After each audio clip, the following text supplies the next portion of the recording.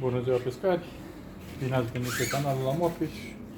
Astăzi aș dori să facem un mic unboxing la un mincioc de la Prologic C-Series de 42 de inch Blacknet. După cum vedem, are 180 de cm dintr-un segment. Începem să vedem. El vine, după cum vedem, el vine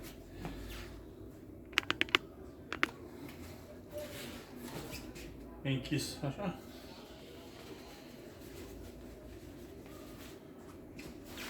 Poate nihusă.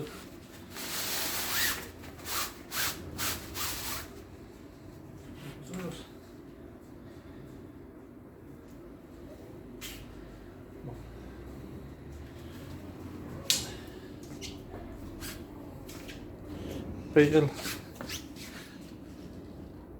dacă se vede, are acest triunghi din compozit, scrie C-Series, are două segmente cu îmbrăcate în EVA, este din carbon. Acum, evident, acesta se desfiletează ca să puteți să puneți un flotor sau ceva. Se desfiletează la loc. Este un material foarte dur. Material foarte dur. Bun. Acum, aici avem minciocul. Este dintr-un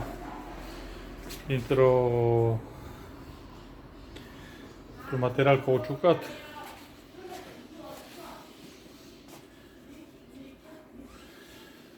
Este același sistem pe care știm toți.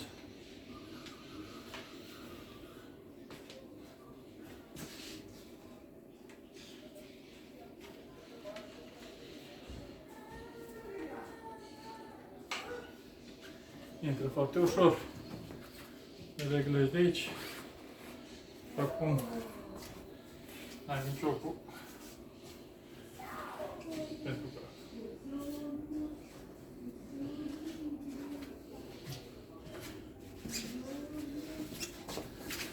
Ca să vă dați seama, eu am 1,93 înălțime și cam atât de mincioc.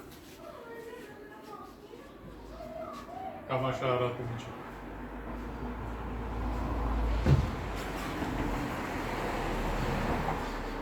Este ușor. Știu, cu ambele mâini este foarte... Așadar, o achiziție, părerea mea, utilă. Nu este din gama scumpă, e ceva destul de ieftin. Se desface ușor. Scoate unul, lasă imediat și celălalt. Și pentru împachetat îl strângem frumos. Strângem foarte frumos și îl băgăm înapoi în o husă care cred că e impermeabilă.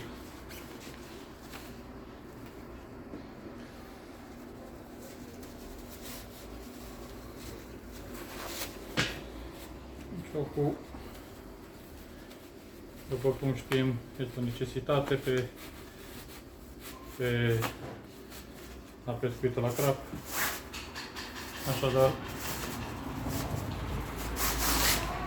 un mincioc bun totdeauna ne va ușura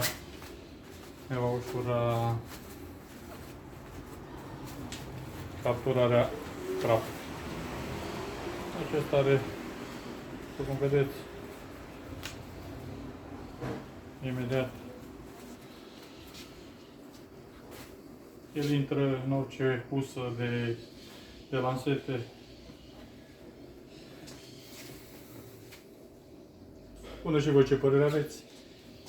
Dacă l-ați folosit, dacă ați avut probleme, dacă... Cum spunea? ProLogic C-Series de 42 de inch Black Knight. Fire întinse tuturor, nu uitați, like, subscribe și share.